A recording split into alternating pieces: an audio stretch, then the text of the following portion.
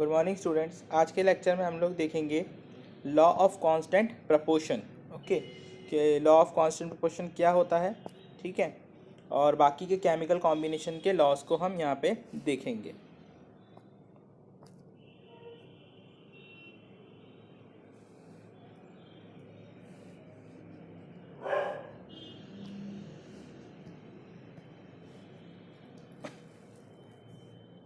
Okay, वैज्ञानिक संकेतांक हमने देख लिया था, विषमीय विश्लेषण देख लिया था।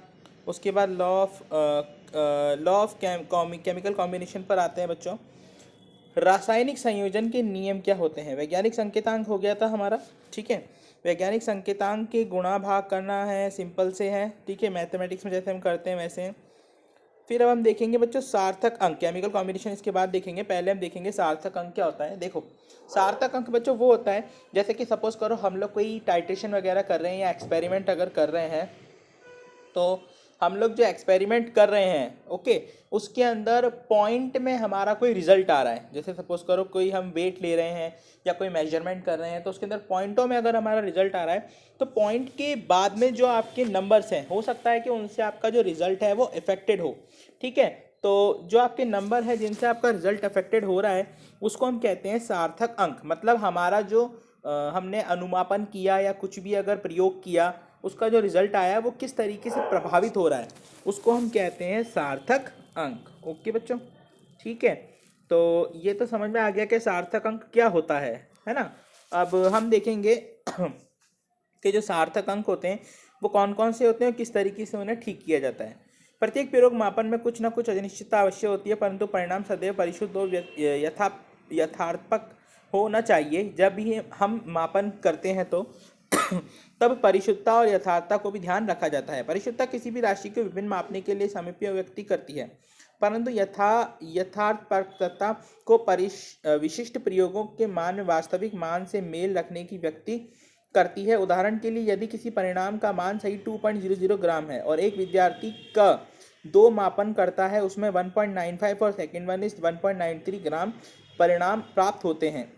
एक दूसरे के बहुत पास होने के कारण से मान परिशुद्ध हैं, परंतु यथार्थ परक नहीं है। दूसरा विद्यार्थी इन्हीं दो मापनों के लिए 1.94 ग्राम 2.05 ग्राम परिमाण प्राप्त करता है। ये दोनों परिणाम ना तो परिशुद्ध हैं ना ही यथार्थ परक हैं। तीसरे विद्यार्थी को इन मापों के लिए 2.01 और 1.99 ग्राम परिणाम प्राप्त होते हैं। ये मान परिशुद्ध भी हैं और यथार्थ परक भी हैं। इसे तालिका 1.4 में देखी गए रूप के और आसानी से समझा जा सकता है। ओके बच्चों, कि कोई अगर छात्र है वो क ख ग हैं, तीनों अलग अलग एक्सपेरिमेंट करते हैं, ठीक है। तो आपने देखा कि यहाँ पर कोई अगर हम एक्सपेरिमेंट करते हैं, प्रयोग करते हैं, तो उसके अंदर किस तरीके से पॉइंटों में हमारी मिस्टेक हो सकती है।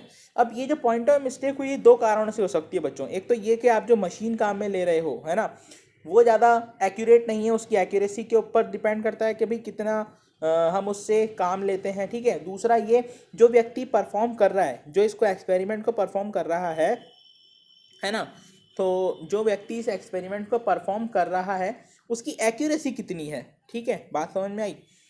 प्रयोगों या परिकलन मानों में अनिश्चितता को सार्थक अंकों की संख्या द्वारा व्यक्त किया जाता है। सार्थक अंक वे अर्थपूर्ण अंक होते हैं जो निश्चित रूप से ज्ञात हो। अनिश्चितता को व्यक्त करने के लिए पहले निश्चित अंक लिखे जाते हैं और अनिश्चितता अंक को अंतिम अंक के रूप में लिखा जाता है। अर्थात यदि हम किसी परिणाम को 11.2 ml के रूप में लिखें तो यह समझा जाता है कि 11 निश्चित है और 2 अनिश्चित है। हम जानते हैं कि भाई 11.2 हमने लिखा तो मतलब 11 ml तो फिक्स है कि 11 ml चीज़ तो वो है। उसके बाद 0.2 हो भी सकती है और नहीं भी हो सकती, हो सकता है इससे ज़्यादा, हो सकता है इससे कम हो, ठीक है। अंतिम अंक में +-1 की अनिश्चितता होगी। यदि कुछ और ना बताया गया हो तो अंतिम अंक में सदैव +-1 की अनिश्चितता यही मानी जाती है। सार्थक अंक को निर्धारित करने के लिए कुछ नियम हैं, जो 285 सेंटीमीटर में 3 सार्थक अंक और 0.25 ml में 2 सार्थक अंक हैं। प्रथम गैर शून्य अंक से पहले आने वाले शून्य सार्थक अंक नहीं होते। ऐसे शून्य केवल दशमलव की स्थिति को ही बताते हैं। 0.03 में केवल एक सार्थक अंक है। ओके, मतलब कि हमें यहाँ पे देखा है कि पॉइंट से पहले अगर कोई ज़ीरो है या पॉइंट के बाद अगर कोई ज़ीरो है तो वो असार्थक अंक है, ठीक है। और अगर पॉइंट के बाद में कोई ऐसी डिजिट है जो कि 0 नहीं है तो वो सार्थक अंक है। जैसे इस वाले एग्जाम्पल में आप लोगों को दिख रहा है बच्चों,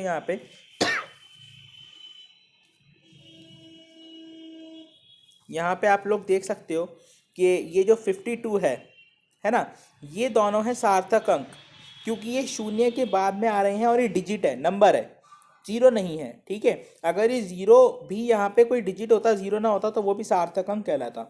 तो 0 के पॉइंट के बाद आने वाले जितने भी आपके अशून्य डिजिट हैं, अशून्य सार्थक अंक होते हैं, जो कि शून्य नहीं होते, वो सब कैसे होते हैं, सार्थक अंक होते हैं। ठीक है, अब आगे देखते हैं।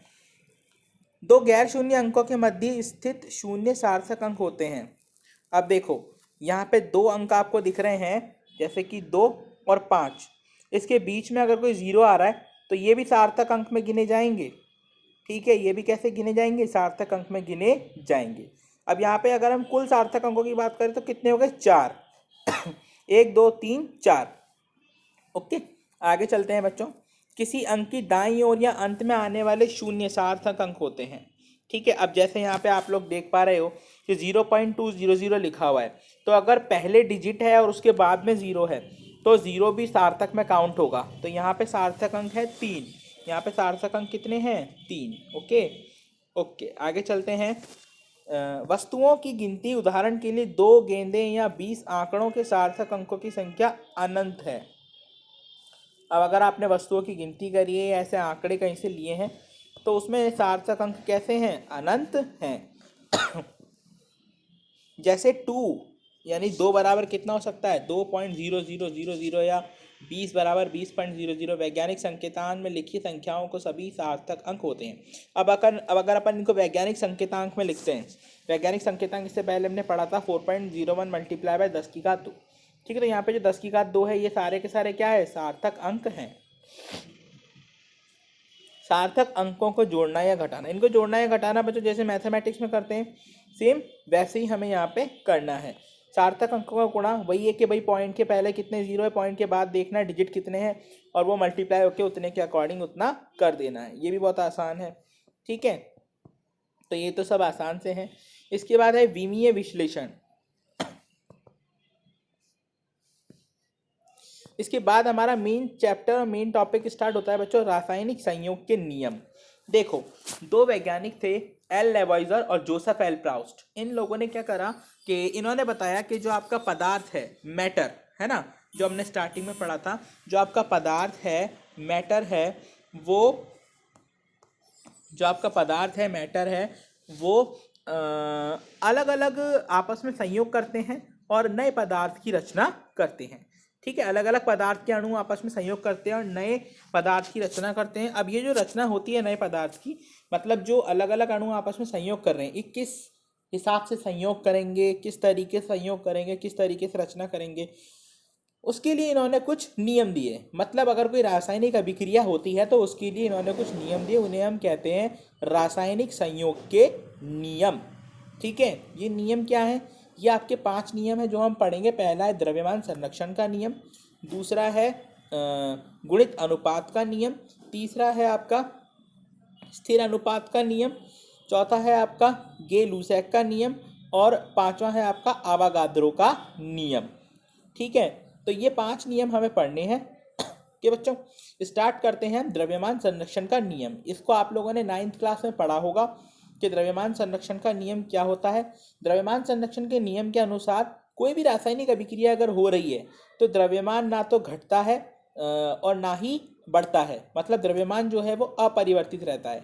हम लोग जानते हैं कि कोई भी रासायनिक अभिक्रिया होती है तो उसके दाईं तरफ लिखा होता है अभिकारक और बाईं तरफ होता है क्रिया फलन या फिर उत्पाद।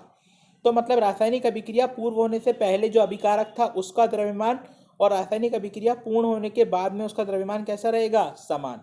तो इसकी परिभाषा अगर हम बोले तो ऐसे बोल सकते हैं कि द्रव्यमान संरक्षण के नियम के अनुसार द्रव्यमान को ना तो बनाया जा सकता है ना ही खत्म किया जा सकता है। अभिकारक का द्रव्यमान उसके उत्पाद के समान होता है। किसी रासायनिक अभिक्रिया में भाग लेने वाले अभिकारक का द्रव्यमान और उसके उत्पाद का द्रव्यमान समान होता है। इसको समझने के लिए कुछ उदाहरण और हम देखेंगे यहाँ पे। ठीक है, तो इसको समझने के लिए बच्चों एक सिंपल सा उदाहरण हम लोग ले लेते हैं यहाँ पे। कोई भी केमिकल रिएक्शन आप लोग ले लो सिंपल सी, जैसे कि हम लोग ले लेते हैं H2 plus O2। Okay, H2 plus O2, इसको बैलेंस कर लेंगे हम लोग, तो केमिकल रिएक्शन हमारी हो जाएगी, क्या फॉर्म होगा, H2O, है ना, H2 plus O2 2H2 plus O। Okay, अब ये बैलेंस है। अब देखो यहाँ पे नंबर ऑफ हाइड्रोजन कितने हैं, 2 2 जा 4, तो total number of hydrogen atom कितने बचे यहाँ पे, 4। एक हाइड्रोजन का एटॉमिक वेट होता है 1, तो इसको हम 4 से मल्टीप्लाई करेंगे क्योंकि 4 हाइड्रोजन है। एक ऑक्सीजन का एटॉमिक वेट होता है 16, 2 ऑक्सीजन है इसलिए 2 से मल्टीप्लाई करेंगे।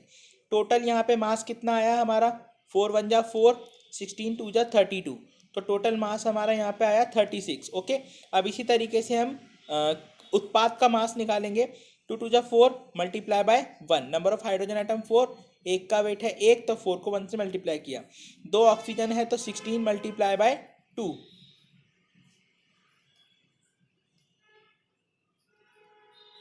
ठीक है, तो वही आएगा हमारा 4 प्लस 32 गिव्स अस 36। ओके, तो हमारा जो यहाँ पे एटॉमिक वेट आया,